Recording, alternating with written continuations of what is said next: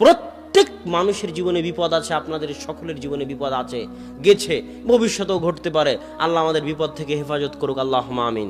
তো নিজ নিজ জীবনে পারিবারিক, সামাজিক, ব্যক্তিগত যখন যে বিপদে পড়বেন, আজকের বক্তব্য থেকে শিখে যাবেন, যে বিপদেই পড়েন না কেন, সাথে সাথে কাউকে না কিছু বলে 2 রাকাত সালাত আদায় করে সালাতে দাঁড়িয়ে আল্লাহকে বলবেন যে আপনি বিপদে পড়েছেন। অনেক সময় শয়তান আপনাকে ধোকা দিবে, আরে তুই তো জীবনে কোনোদিন নামাজই পড়িসনি, তুই তো রোজাই রাখিস না, তুই তো মদ সিগারেট গাঞ্জা খাস, তুই আবার কি আল্লাহর কাছে দোয়া করবি? এটা শয়তানের ধোকা। কথা কি বুঝতে পারছেন? আপনি যত বড় গুনাহগার হন না কেন, যত বড় পাপিষ্ঠ হন না কেন, যত বড় পাপিষ্ঠ গুনাহগার হন না কেন, পাপ দিয়ে আপনার দুনিয়া ভর্তি হয়ে থাক, তবুও দিন শেষে আপনি কার বান্দা? আরে আল্লাহর এরিয়া থেকে আপনি কোথাও যেতে পারবেন? আসমান জমিনে মানুষ যেখানেই যাক না কেন, ওটা কার রাজত্ব? আল্লাহর রাজত্ব। দিন শেষে আপনার জীবন মৃত্যুর মালিক কে? দিন শেষে আপনাকে খাওয়ায় কে? দিন শেষে আপনাকে পড়ায় কে? কার জমিনের উপর আছেন?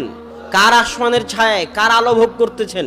অতএব মদ খান, গাঞ্জা খান, বিড়ি খান, সিগারেট খান, যত বড় গুনাহগার হন না কেন, আল্লাহর নিকটে ফিরে আসতে কোনো লজ্জা নেই।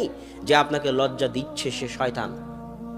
ওই শয়তান জিন শয়তানও শয়তান হতে পারে, মানুষ শয়তানও শয়তান হতে পারে। বলতে পারে তুমি এত বড় পাপী, তুমি মাধ্যম ছাড়া, লিঙ্ক ছাড়া, ওয়াস্তা ছাড়া আল্লাহর কাছে দোয়া করতে পারবে না, তাই হুজুরের কাছে যাও, পীরের কাছে যাও, পীর আর হুজুরের মাধ্যম দিয়ে আল্লাহর সাথে দোয়া করো। আরে আল্লাহ কি পীরের বাপের? আল্লাহ কি হুজুরের বাপের পৈতৃক সম্পত্তি? না আল্লাহ আমারও?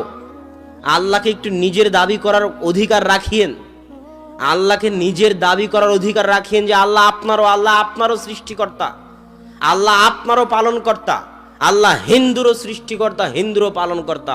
যে নাস্তিক প্রত্যেক দিন আল্লাহকে গালি দেয়, ওই নাস্তিককেও খাওয়ায় আল্লাহ রব্বুল আলামিন। এই জগৎ ওই জগৎ উভয় জগতের পালনহার, প্রতিপালক, পালনকর্তা হচ্ছেন আল্লাহ সুবহানাহু ওয়া তাআলা। অতএব আল্লাহর নিকটে চাইতে কোনো লজ্জা নেই। মানুষ রূপী আর জিন রূপী শয়তান আপনাকে বুঝাবে যেন আপনি সরাসরি আল্লাহর নিকটে দোয়া না করেন।